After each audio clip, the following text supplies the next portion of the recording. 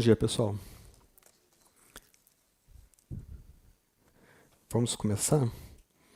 E entrou aí? Ok.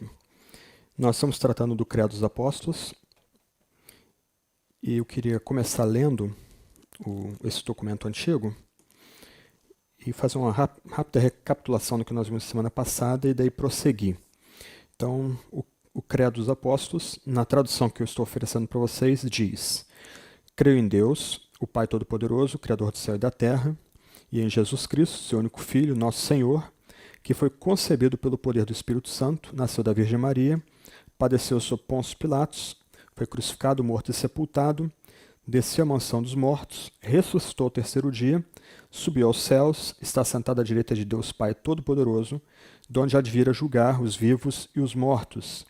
Creio no Espírito Santo, a Santa Igreja Católica, a comunhão dos santos, a remissão dos pecados, a ressurreição da carne e a vida eterna. Amém.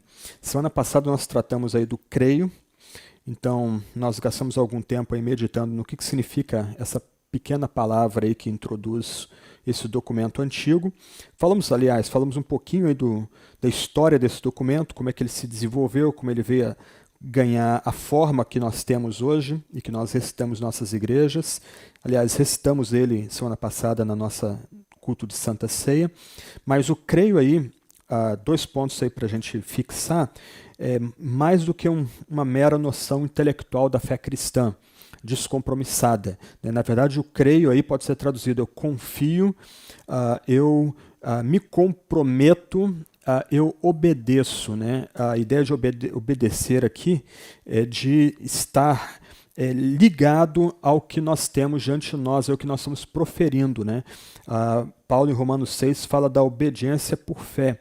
Então, na verdade, aí, quando nós expressamos a nossa crença em Deus, como Pai, como Filho e como Espírito, a gente está dizendo que confia da forma mais pessoal possível nessas doutrinas que estamos afirmando, nós nos comprometemos com essas doutrinas que estamos afirmando, nós as obedecemos.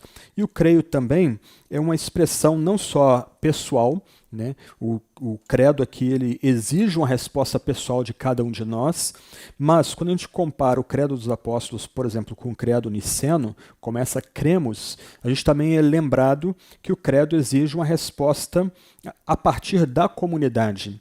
Então, junto com outros irmãos e irmãs, a gente expressa a nossa crença em Deus como Pai, como Filho e como Espírito Santo. Então, a gente tratou disso semana passada, foram alguns dos pontos que nós desenvolvemos aí no nosso primeiro encontro, e hoje eu queria focar o restante do credo, o restante do primeiro artigo do credo. E se você notar, então, ainda olhando o texto do credo, na tradução que eu estou oferecendo, eu coloco uma vírgula após creio em Deus. Meu ponto aí é destacar que o Deus cristão é distinto de todas as outras divindades, de religiões seculares, de seitas e de heresias, de outros movimentos religiosos. O nosso Deus, ele tem um nome especial. Então, quando o crente diz eu creio em Deus, ele não está colocando sua fé numa energia, num tipo de poder abstrato ou numa conceituação vaga de quem nós somos chamados a nos compromissar. O credo lembra que nós cremos em Deus, que é Pai, que é Filho e que é Espírito Santo. Daí a vírgulazinha logo depois de creio em Deus. Eu estou seguindo aqui a tradução, nesse aspecto aqui, eu sigo a tradução que é usada geralmente pela Igreja Luterana aqui no Brasil. Tá? Então, eu queria começar meditando no que significa crer em Deus e depois no Pai Todo-Poderoso, Criador do céu e da terra. Lembra que se você tiver perguntas, o Renan está com o microfone, você só faz o sinal e ele vai passar o microfone para você, ou eu posso repetir a pergunta também para todos ouvirem. Então, creio em Deus. Quando a gente pensa em Deus, a gente tem que pensar nesse Deus a partir da Sagrada Escritura. A palavra, o vocábulo Deus por si só não significa muita coisa. Até mesmo ateus expressam algum tipo de crença em Deus quando são pegos numa situação de emergência. Né? Como dizem os militares, na trincheira não há ateu. Né? O soldado está lá na trincheira com seus colegas, antes ele estava debatendo sobre a existência de Deus, se Deus existe, se Deus não existe, começam a cair lá os fogos da artilharia, ele vai gritar, meu Deus, me salva, pelo amor de Deus, que eu não morra, etc. Então, um ponto importante aqui é qualificar quem é esse Deus. E na Sagrada Escritura, o que nós aprendemos é que o nosso Deus não é qualquer Deus, qualquer divindade. Obrigado, Amanda. Como diz Lucas 2,14, nós somos chamados a dar glória a Deus nas maiores alturas. O Deus que vem a nós na Sagrada Escritura, o Deus que se revela a nós e que se dá a nós como Pai, Filho e Espírito Santo, é o Deus nos altos céus. Então, um ponto importante para nós aqui é destacar que o Deus que nós cremos, como revelado na Escritura, como aquele Deus que vem a nós no livro sagrado, esse Deus dos altos céus é um ser presente, um ser vivo, um ser atuante, um ser que se faz conhecer, um ser que está acima e além de toda coisa criada, de toda criação. Esse é o Deus que nós cremos, esse é o Deus ao qual nós oferecemos nossa confiança, ou colocamos nossa confiança nesse Deus. Esse Deus, para usar a linguagem técnica da teologia, é completamente transcendente. Isto é, ele está acima e além da própria criação. A criação não o abarca, não o limita. Ele está além da criação, ele está além da matéria, ele está além do tempo. Ele não é comportado nem mesmo pelo tempo. Mas esse Deus, que é o Deus dos altos céus, esse Deus que é transcendente, como eu coloco aí no quadro, ele é um ser presente. E o texto de Lucas 2,14 é bem relevante para nós aqui, porque fala dos anjos anunciando a encarnação desse Deus, quando esse Deus se faz carne por amor ao gênero humano, para salvar o gênero humano. Então esse Deus dos altos céus, ele é um ser presente. A Escritura fala desse Deus como um Deus vivo, quer dizer, ele não é só presente, mas ele é aquele que se comunica, aquele que se dá, aquele que se revela, aquele que entra em comunhão com as suas criaturas. Ele é um Deus atuante, isto é, ele age na criação, ele opera na criação. O que nós temos na Sagrada Escritura é o testemunho autorizado e revelado de Deus agindo com poder na criação. Deus não só cria, mas ele sustenta e guia a sua criação, ele intervém na sua criação quando lhe apraz, e a Sagrada Escritura é cheio dessas ações de Deus intervindo de forma muitas vezes espantosa e miraculosa na criação. Esse Deus também se faz conhecer. E esse é um ponto importante, porque para nós cristãos, uma questão que é basicamente vital e pela qual a gente constrói todo o restante do nosso edifício é que nós não chegamos a Deus pela razão, pela intuição, pelas emoções, por alguma experiência mística imediata, num tipo de salto na direção da divindade, a gente tem um insight quem ele é. Não, de jeito nenhum. Esse Deus que é vivo, esse Deus que é presente, esse Deus que é atuante, esse Deus que está nas maiores alturas e requer glória da gente, esse Deus vem a nós por meio de revelação. Ele se dá a conhecer a nós. Eu queria ler com vocês 1 Tessalonicenses capítulo 2, verso 13, que é um texto importante para nós aqui. 1 Tessalonicenses capítulo 2, verso 13. Um dos primeiros textos escritos, na verdade, no Novo Testamento. Né? Os eruditos aí sugerem que 1 e 2 Tessalonicenses, Tiago e Gálatas são os textos mais antigos que a gente tem no Novo Testamento.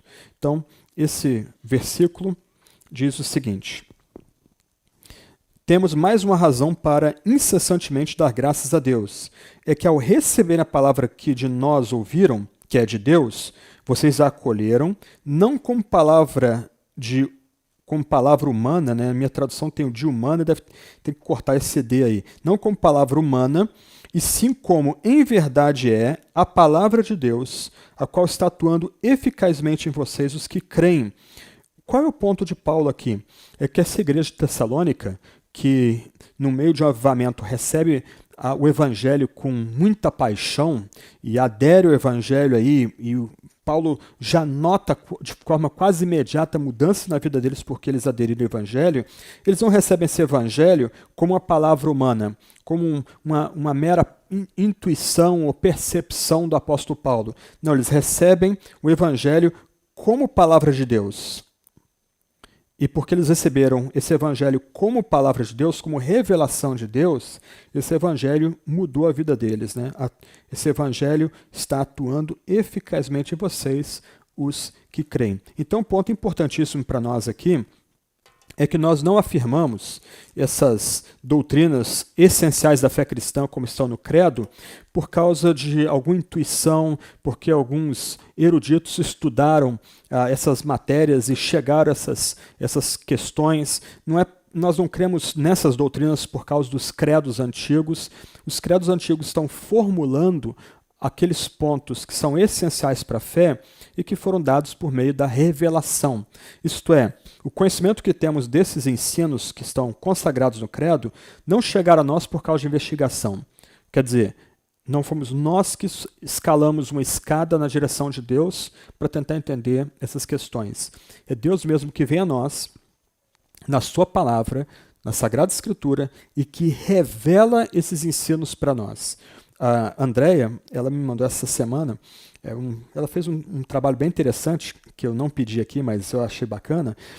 Ela, ao lado de cada sentença do credo, ela colocou sua base bíblica. Qual a ideia aqui? É que esses 12 pontos que são elencados no credo, eles são baseados na revelação que Deus faz da Sagrada Escritura. De outra forma, a gente não conseguiria conhecer esses pontos aqui. Por exemplo, no mundo antigo, Aristóteles vai falar que é impossível entender o mundo sem referência a um primeiro motor, ou um móvel não movido. Então, Aristóteles, por meio da lógica, ele vai olhando a criação e vai levantando algumas questões quanto à criação e vai voltando e voltando e voltando até chegar e concluir que tem que ter algum tipo de ser supremo que tenha criado a criação e dê sentido para a criação. Tomás de Aquino vai retomar esses temas na Idade Média para, a partir daí, criar as chamadas 5 vias para argumentar que Deus existe. Mas o fato é que, ainda que Aristóteles, de forma brilhante, possa ir retroagindo a esse móvel não movido, ou primeiro motor, ele não consegue ir além disso. Ele não consegue falar que esse móvel não movível, ou primeiro motor, ele é pessoal, ele é amoroso, ele é benigno, ele é criativo, ele cuida da criação e não pode ir além disso. Todas essas questões que eu estou proferindo agora só chegam a nós por causa de revelação. Então nós só podemos falar que Deus é Pai, Filho, Espírito, com tudo que vem decorrente de cada uma dessas revelações da deidade, por causa de Deus ter revelado isso na Sagrada Escritura. Então, se de um lado o credo ele nos oferece aí um resumo daquilo que é mais básico para a fé, até mesmo esses pontos elencados no credo são baseados na revelação que é dada na Sagrada Escritura. Uma revelação que, uma vez recebida pela gente, ela transforma a gente, ela muda a nossa vida. E aqui eu gosto do que Irineu de Leão escreve, ele foi um pai da igreja bem famoso aí do 2º para o 3º século, ele vai dizer: não foi, portanto, por ninguém mais que tivemos conhecimento da economia da nossa salvação, mas somente por aqueles pelos quais nos chegou o Evangelho, que eles primeiro pregaram e depois, pela vontade de Deus, transmitiram nas Escrituras, para que fosse para nós fundamento e coluna da nossa fé. Então a gente só consegue falar apropriadamente desses ensinos do credo e de qualquer outro ensino da fé cristã, porque Deus assim nos revelou na Sagrada Escritura. Por isso que eu terminei o encontro de semana passada levantando uma questão. O que é mais racional? Crer que um ser humano, como qualquer um de nós aqui, pode, por assim dizer, permito-me a linguagem aí bem meio pueril, né? Subir acima dos outros seres humanos e criar um sistema que julgue toda a vida humana e toda a história, ou crer que há um Deus acima de nós, que é criador, que criou a história e que ele mesmo interpreta a história. colocando de outra forma aqui, eu estou tentando oferecer para vocês a grande tensão que nós vivemos nos últimos 150 anos, na medida que o cristianismo começou a ser empurrado para a periferia da sociedade e religiões seculares começaram a tomar o lugar da fé cristã. O que é mais racional? Crer que, por exemplo, Karl Marx ele cria um sistema que pode julgar a história, crer que Augusto Comte pode criar um sistema para julgar a história, crer que o nacionalsocialismo poderia oferecer um império de 1000 anos, ou crer, e nota que eu estou fazendo referência a seres humanos como nós aqui, que se arvoram ou se arrogam ter encontrado a chave para analisar toda a história, para recontar toda a história, interpretar todo o movimento da humanidade, ou crer que há um Deus fora de nós, acima de nós, maior do que todos nós e todos nós juntos, e que esse Deus não só nos criou, mas ele de fato é que interpreta toda a história da criação por meio da Sagrada Escritura e revela da informação de si mesmo a nós por meio da Sagrada Escritura. Colocando dessa forma, me parece então que a fé não é uma opção ao lado de outras opções, a fé não é uma opção anti-intelectual, um tipo de salto no escuro, o salto sobre o abismo. Não, a fé acaba sendo um exercício de colocarmos dedicarmos nossa vida ao único sistema que de fato consegue interpretar o mundo e a nós mesmos. A ideia de que Deus se revela, e essa revelação de Deus que ajuda a gente a interpretar toda a criação. Então, para mim, não há nenhuma vergonha em admitir que quando Deus fala, a gente tem que ficar quieto e ouvir o que Deus está falando. Essa opção não é inferior, muito ao contrário, não é inferior a opções do tipo, olha, por meio da aplicação da razão ou do senso comum, a gente pode interpretar o mundo. Olha, é o Estado ou o partido que vai determinar o que é o bem e o que é o mal. Ok, no século XX pode ilustrar o ponto para a gente. Quando o Estado ou partido resolveu oferecer um tipo de religião secular para uma sociedade, o que esse Estado e partido legou foram milhões de mortos em todo o século XX. Nacionalsocialismo matando pelo menos 20 milhões de mortos, o comunismo assassinando mais 100 milhões de mortos na antiga União Soviética, na China, Camboja, etc, etc. Então, quando comparado com outras opções para interpretar o mundo, me parece que o cristianismo é a única opção viável e, no final, a única opção racional. Nós não colocamos a fé num sistema criado pelos seres humanos. Nós colocamos a fé na revelação que procede desse Deus que habita nos altos céus. Perguntas por hora? Antes de a gente avançar? Perguntas? A questão da revelação é essencial para a fé cristã. Em outras palavras, o que nós pregamos domingo após domingo, o que nós tentamos ensinar na igreja, não procede de meras palavras humanas, como Paulo diz. Procede da revelação. E essa revelação não é esotérica, não é dada só para uma elite. A revelação está na mão de todos vocês aí, seja por meio de um livro, seja por meio do seu gadget. Qualquer um de vocês pode abrir essa revelação e tentar ver se o que está sendo ensinado é de fato baseado na revelação ou é mero ensino humano, mera percepção humana, mera especulação humana. Okay? Indo mais adiante, então, alguns pontos aí. Deus, ao se revelar, ele vai se comunicar ao seu povo e ele se revela em termos bem claros e absolutos. Eu sou o Senhor teu Deus, que tirei da terra do Egito, da casa da servidão. Não terás outros deuses diante de mim. Um escritor cristão que eu gosto muito vai dizer que esse primeiro mandamento é o mais importante, é a mais importante afirmação teológica já escrita. Eu sou o Senhor teu Deus. A ideia aqui é que Yahvé entra numa relação de pacto com o povo. Porque Yahvé libertou o povo da escravidão, da servidão, ele não só tem o direito de se revelar, mas ele de fato se revela, e ele se revela de tal forma que ele compromissa esse povo consigo mesmo. O que isso quer dizer quando a gente fala, então, creio em Deus? A gente está dizendo que a gente crê nesse Senhor, nesse único Senhor, que é Yahvé, que domina o tempo, né? Eu sou o que sou, né? Ele está fora do tempo e domina o tempo. Esse Deus que é não só aquele que é, mas que redime, que nos tira da servidão, da casa da servidão. E esse Deus que é Senhor não é um Deus solitário. Não é um Deus, para usar outra palavra técnica aqui, monopessoal. Esse Deus que é Senhor é tripessoal. Quando a gente pensa então em Yahvé, a gente não pode pensar apenas no Pai. Essa é uma ideia comum a nós aqui, que eu sou o que sou é o Pai, e o Filho lhe é subordinado, assim como o Espírito. E a gente acaba tendo também uma baixa visão do Espírito, muitas vezes achando que o Espírito Santo é uma mera energia que opera entre nós. Não, Yahvé é o Pai, o Filho e o Espírito Santo.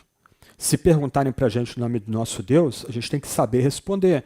O nosso Deus é Pai, Filho e Espírito Santo. Nós não adoramos uma das pessoas da deidade. Nós não adoramos aqui apenas o Pai. Nós não adoramos aqui apenas o Filho. Nossa devoção não é apenas ao Espírito Santo.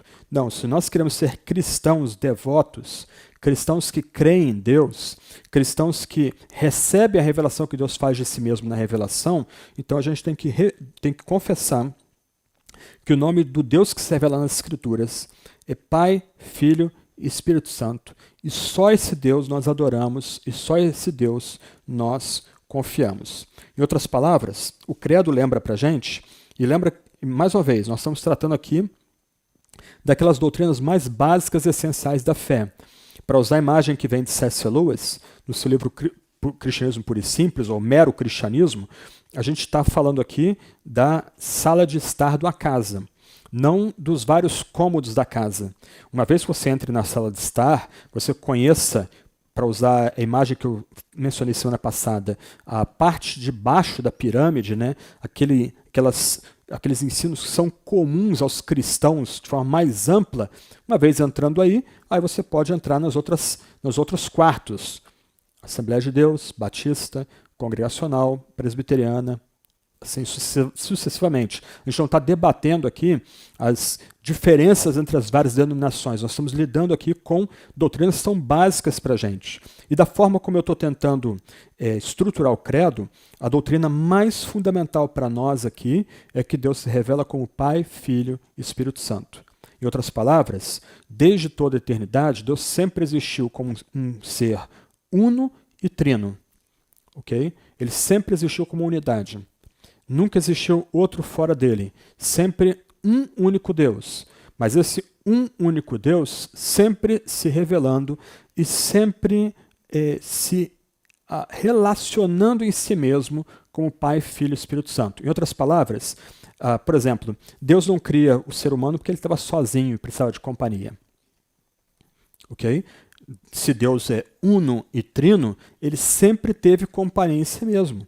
O nosso Deus, antes que existisse tempo, ele já existia como uma comunhão, como uma santa família, onde o Pai se dava ao Filho, o Filho se dava ao Pai, e o Pai e o Filho se amavam de forma tão intensa que esse amor se revelava numa outra pessoa, que é o Espírito Santo, e esse Espírito Santo era o vínculo de amor entre o Pai e o Filho.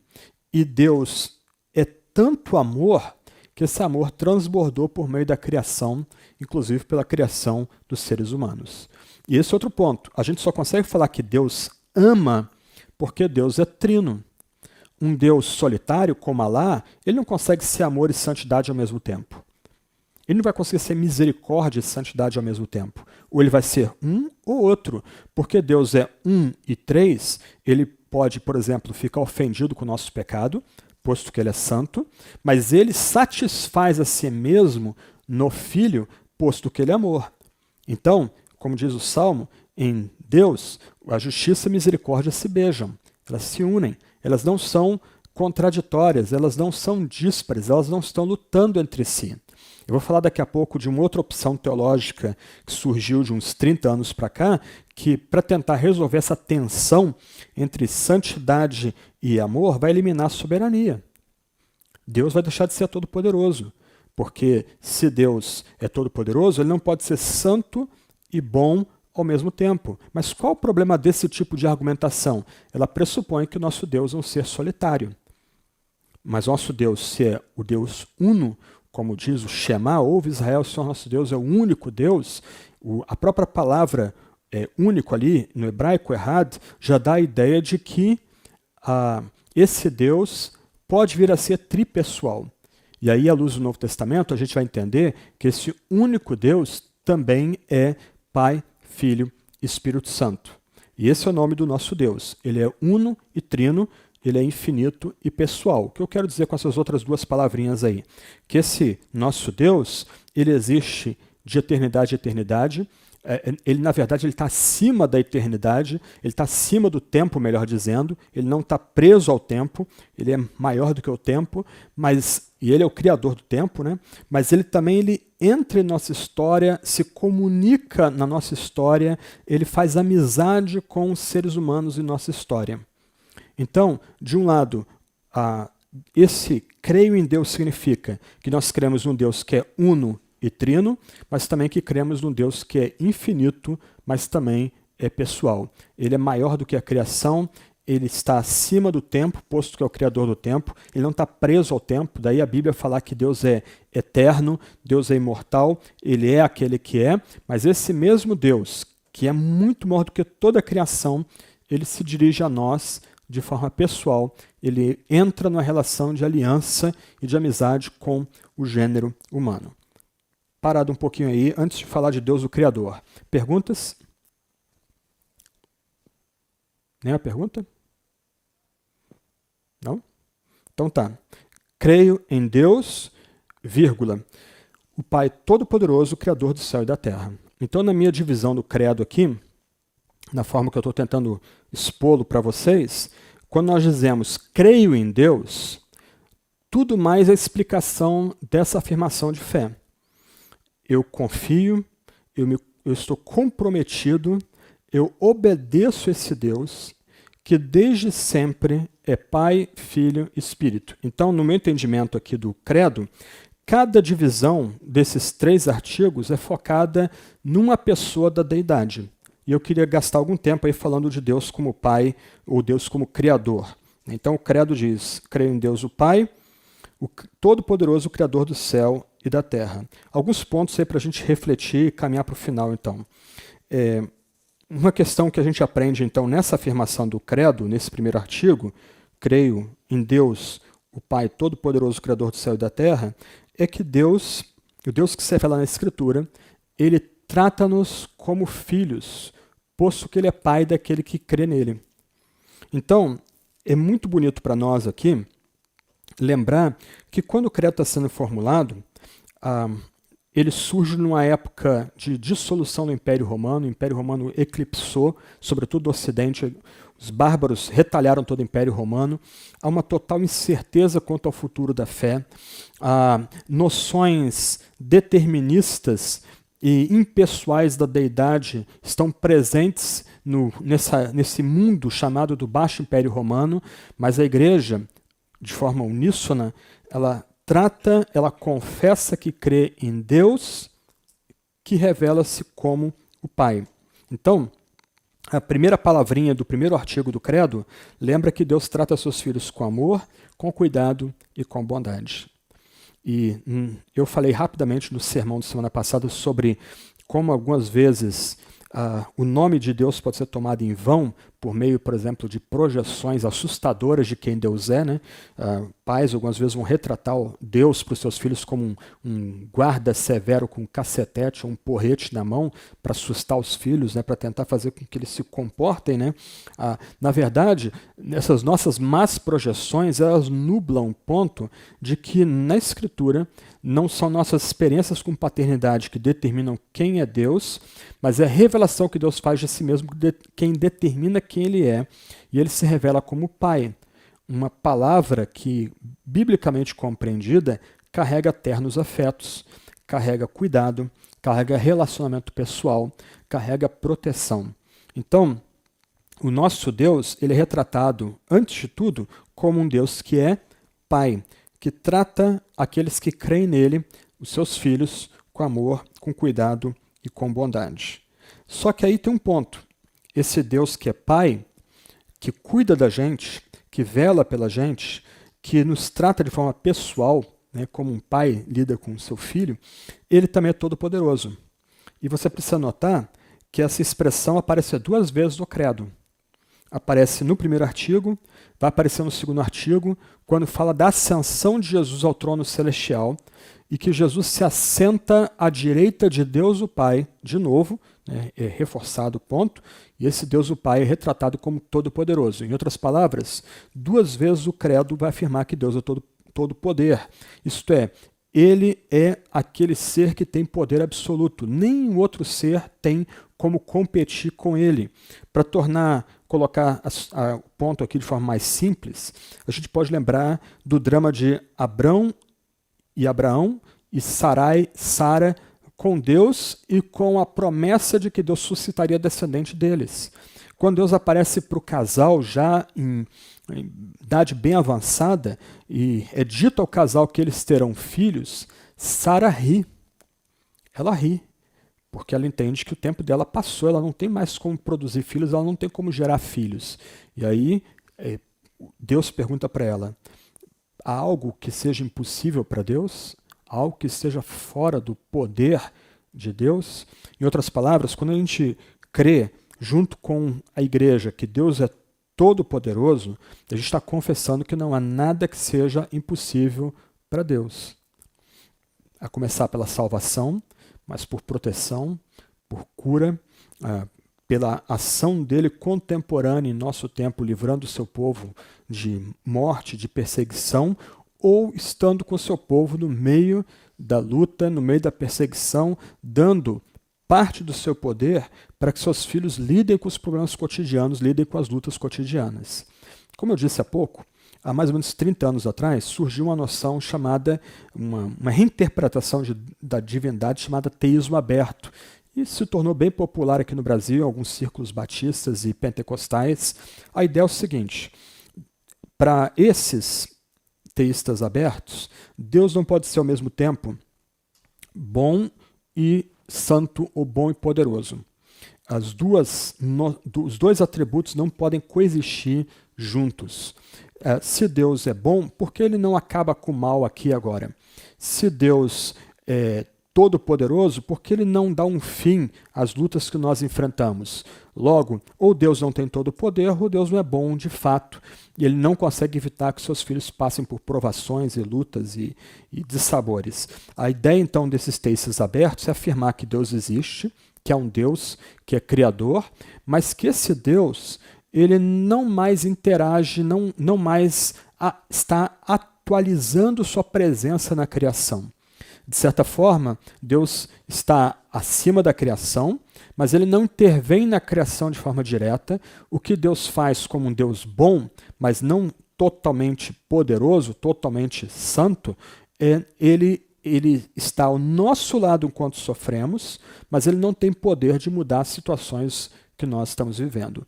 Então, por exemplo, um dos defensores dessa posição, um rabino chamado Harold Kushner, num livro que ele escreveu década de 80 e década de 90, Por que coisas ruins acontecem com pessoas boas, ele vai dizer que, por exemplo, o Salmo 91 tem que ser tratado como um tipo de hipérbole poética, que o Salmo 91, o cuidado que é expresso no Salmo 91, não vai acontecer de fato no nosso dia a dia. O que nós podemos experimentar é esse Deus bom presente, esse Deus que sofre conosco, esse Deus que demonstra amor no nosso sofrimento, mas esse Deus não tem poder de mudar a nossa sorte, por assim dizer, ele não tem poder de intervir nas nossas lutas diárias.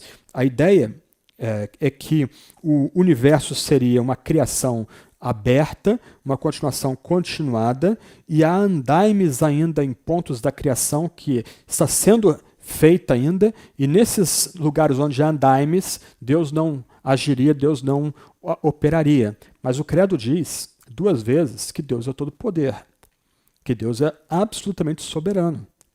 Essa era uma crença básica para a fé cristã, e a gente está falando de um documento aí bem antigo, tem sua origem no 3º ou 4º século, mas é uma crença que foi expressada no meio de uma luta contra o Império, em que cristãos eram mortos nas arenas por causa da fé.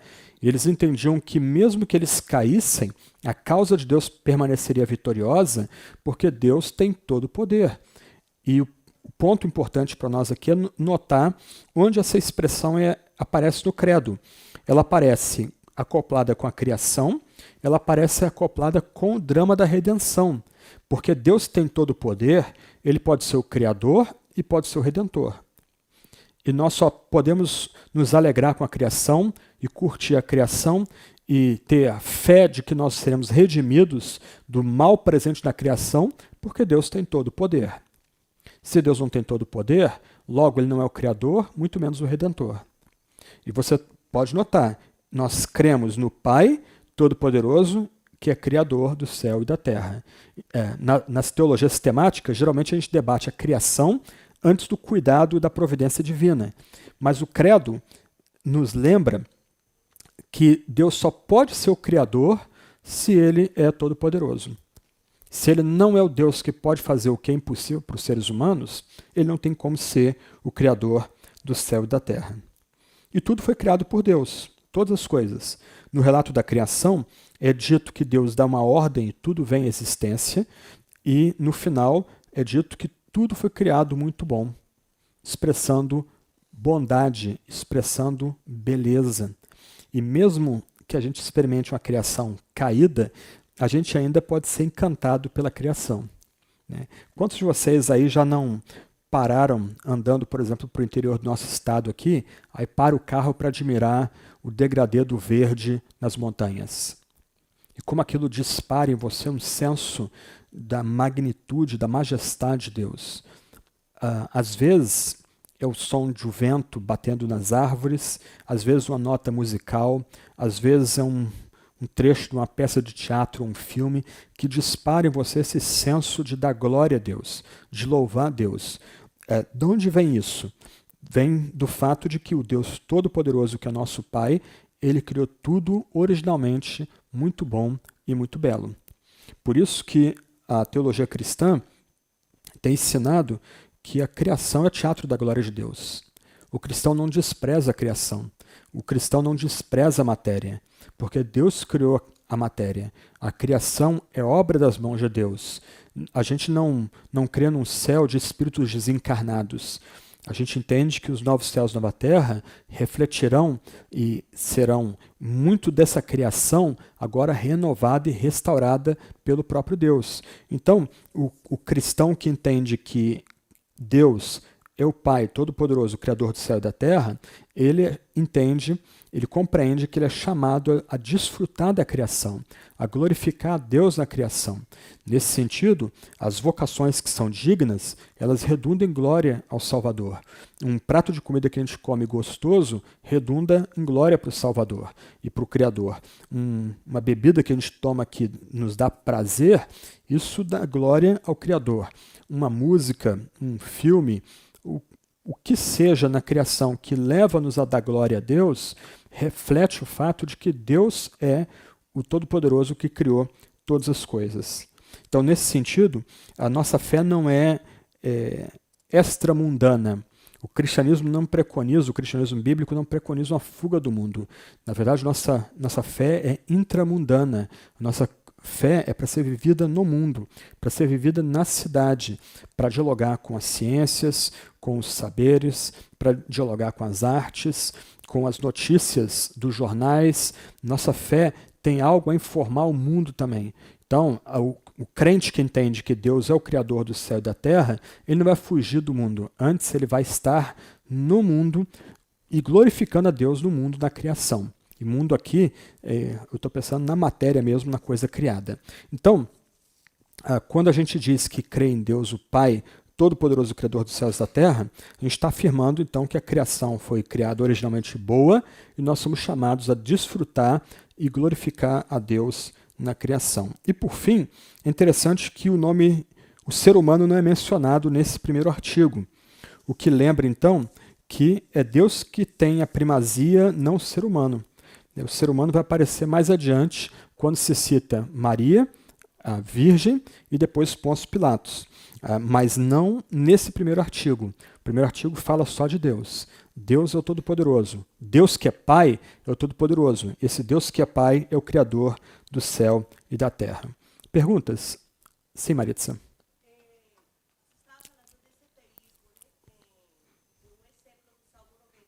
Uhum. Uhum. Uhum. Isso.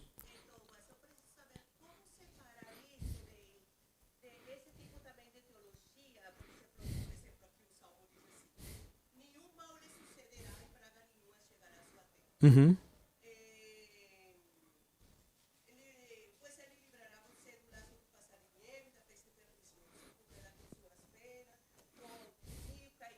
Uhum. Uhum. Uhum.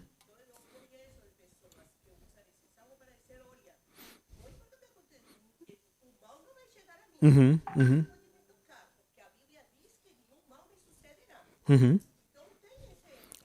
Sim. Uhum. Uhum. Uhum. Uhum.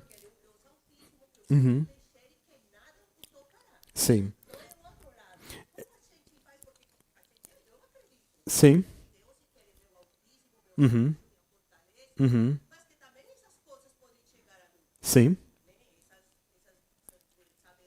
Sim.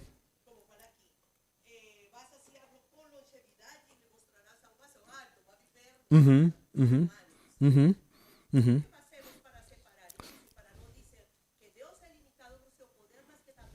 Uhum. Uhum. A gente pode, quando a gente continua o credo, e a gente vai ver isso semana que vem, nem o filho é poupado do sofrimento. Mas o sofrimento não dá a última palavra.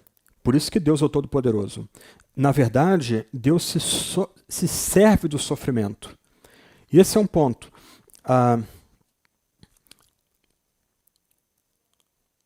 o sofrimento é parte da humanidade caída.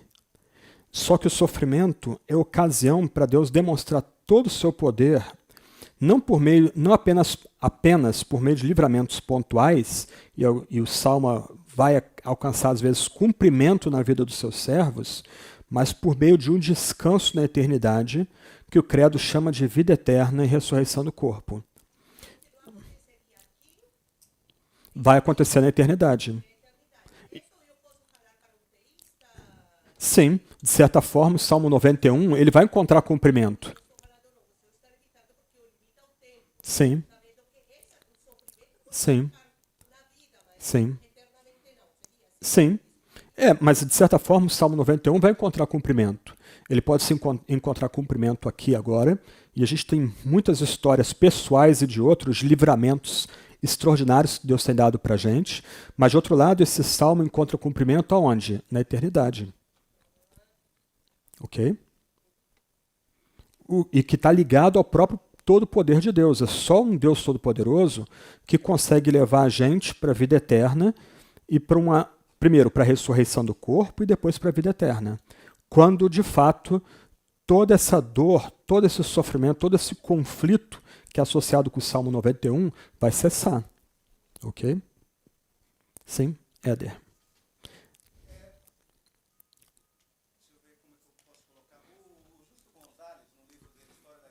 Uhum.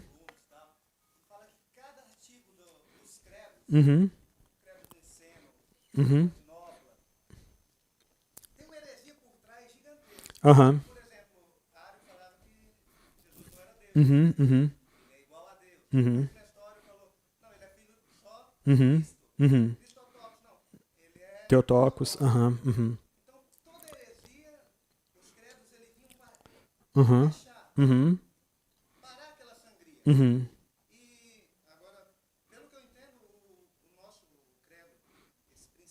Uhum. Uhum. Uhum. Uhum. Uhum. Pela Virgem Maria. Aham. Uhum. Uhum.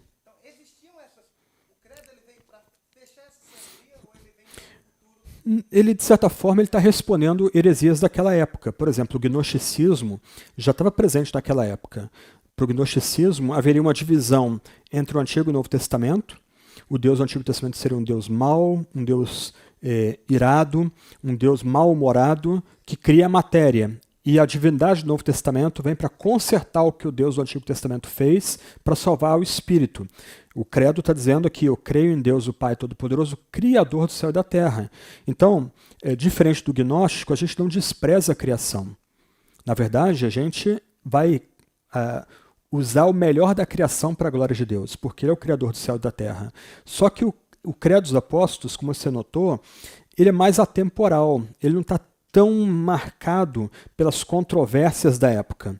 A gente nota que ele fecha questões ligadas às heresias da época, mas é mais indireto. O credo de Nicéia, Constantinopla, o credo de Calcedônia, a declaração de fé de Calcedônia, o credo de Atanásio, eles estão agora refutando de fato diretamente heresias perniciosas, problemáticas para a igreja cristã. Mas o credo dos apóstolos parece ser algo, ele tem um sabor mais direto para a gente. Ele não está tanto preocupado com as heresias, mas ele está preocupado em pontuar positivamente o que o cristão deve expor ou deve crer da forma mais básica e mais simples. Ok? Uma questão para terminar, então. Algumas questões, melhor dizendo, para terminar. Vou só ler aqui, fazer um outro comentário aqui. O cristianismo é centrado em Deus e em sua soberania paternal e criadora. Então, isso aqui a gente pode deduzir do primeiro artigo do credo. Creio em Deus, que se revela como Pai Todo-Poderoso, Criador do céu e da terra. Então, a fé cristã ela é centrada em Deus, mas em sua soberania, que é paternal. Deus Todo-Poderoso, Deus Pai, é caracterizado como todo-poder. Então, Ele, como Pai, ele usa esse todo-poder a nosso favor. E a gente crê nele, ou entende que o cristianismo também é centrado em Deus como soberano criador. Ele criou todas as coisas, por isso a gente adora ele. A gente vai meditar isso daqui a pouco no sermão sobre o quarto mandamento. A gente é chamado a apreciar e cuidar da criação. Então, como eu mencionei há pouco, se Deus é o criador dos céus e da terra, a gente é chamado então a ter esse senso de prazer com a beleza da criação, com todos os detalhes da criação. O crente, então, não é aquela pessoa chata, isso não posso, isso não quero, aquilo é proibido. Não, o cristão, ele é alguém pronto a receber as dádivas da criação com ação de graças. Aquilo que é digno e bom da criação pode ser usado com liberdade pelo cristão. Né? Mas, do outro lado, a gente também é chamado a cuidar da criação. A gente tem uma preocupação com a criação. Então, nesse sentido, o credo tem algo a dizer também, os debates que a gente trava hoje aí quanto ao cuidado com florestas e desmatamento, etc. e tal. A criação deve ser vista não como um lugar a ser predado, mas um jardim para ser criado. Quando a gente pensa em Deus como Pai, a fé cristã é baseada em intimidade e não religiosidade. Eu gosto de liturgias bem elaboradas, templos ou capelas bonitos, como na Idade Média, mas algumas vezes esse tipo de noção ritualista pode reduzir a fé a mera religião, a um mero exercício mecânico. Mas quando a gente fala que Deus é nosso Pai, a gente é lembrado que a nossa relação com Deus não é baseada em exercícios religiosos, em práticas religiosas, mas é baseado em intimidade. Sem que haja mérito em nós, Deus nos fez seus filhos. E como filhos, a gente pode ter comunhão com o Pai, a gente pode ter uma relação pessoal com o Pai. Isso coloca todos os cristãos em igualdade, todos nós somos filhos. Não há uma hierarquia clerical entre nós, não há sacerdotes e leigos entre nós, mas nós somos igualmente filhos, nós somos chamados a servir uns aos outros, nós somos chamados a tratarmos uns aos outros com a devida humildade, nunca vendo um irmão ou irmã como superior, mas vendo como um igual, como um filho e filha amado. Então isso também deve gerar amor mútuo, mutualidade dentro da igreja. Isso deve ser intencional, deliberado, um cuidando do outro dentro da comunidade, porque nós somos todos filhos de um mesmo Pai. E, por último, a gente é chamado a cultuar esse Deus Pai, Todo-Poderoso, Criador do céu e da terra, com todo o nosso ser. Se a nossa relação com esse Deus Pai é uma relação de intimidade, então nosso culto não pode ser um culto formal, né? Culto frio, apático, mecânico. Não, a gente é chamado a expressar nosso culto, nossa adoração com todo o nosso ser. E aí a gente termina aqui, né? Você pode apreciar os salmos. Como é que os salmos falam, por exemplo, de adorar a Deus com todo o coração? Adorar a Deus porque a gente sabe quem Ele é. A gente tem uma percepção de como Ele livrou seu povo no passado de reis poderosos, como Deus operou maravilhas na fuga e na libertação do Egito, na libertação da escravidão do Egito. A gente é chamado a adorar a Deus com todos os nossos afetos, com o nosso coração. A gente é chamado a adorar a Deus até mesmo por meio de gestos. Então os salmos falam da gente se prostrar ao chão, né? Literalmente botar a boca no pó diante desse Deus que é Pai, Todo-Poderoso, Criador dos céus e da terra. Os salmos falam da gente erguer as mãos para Deus.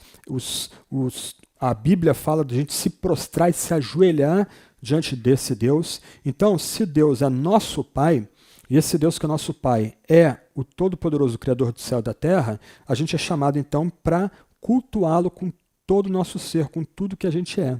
Então, o nosso culto não deve ser apenas formal. Do outro lado, o nosso culto também não deve ser descerebrado, né? A gente está pulando e louvando e eventualmente até dançando como algumas comunidades, sem saber por que a gente está fazendo isso. Não, a gente louva a Deus porque Ele se revela a nós, primordialmente, fundamentalmente, como nosso Pai, que é todo-poderoso, Criador dos céus e da terra. Então a gente rende todo o nosso ser a Ele. Então não tem essa de a gente ficar regulando como as pessoas ao nosso lado estão adorando a Deus. Se você quer expressar seu louvor com mãos levantadas, fique à vontade. Se você entende que há espaço aí para você se ajoelhar no meio do culto, fique à vontade. Ninguém deve ficar julgando o outro pela forma como, mesmo no culto público, a gente expressa essa nossa intimidade com Deus. Porque num aspecto, isso é pessoal, mas se nós estamos sendo movidos e comovidos por esse Deus, que é Pai, Todo-Poderoso, Criador dos céus e da terra, então você pode expressar o seu culto para Ele do jeito que você entende que deve ser expresso, obviamente dentro dos limites da Sagrada Escritura. Nada de coisas extravagantes, né?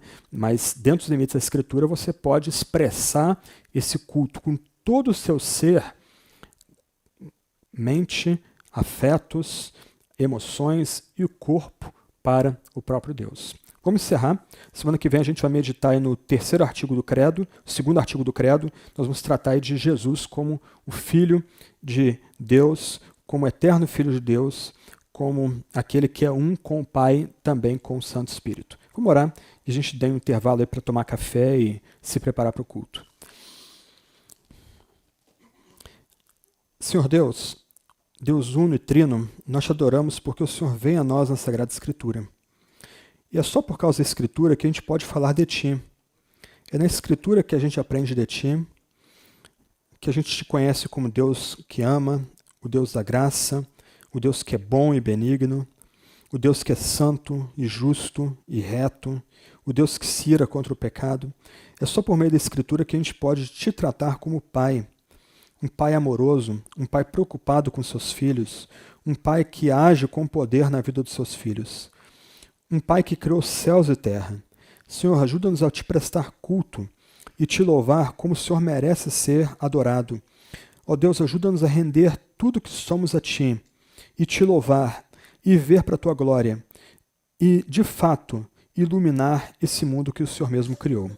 Em nome de Teu Filho que nós oramos. Amém.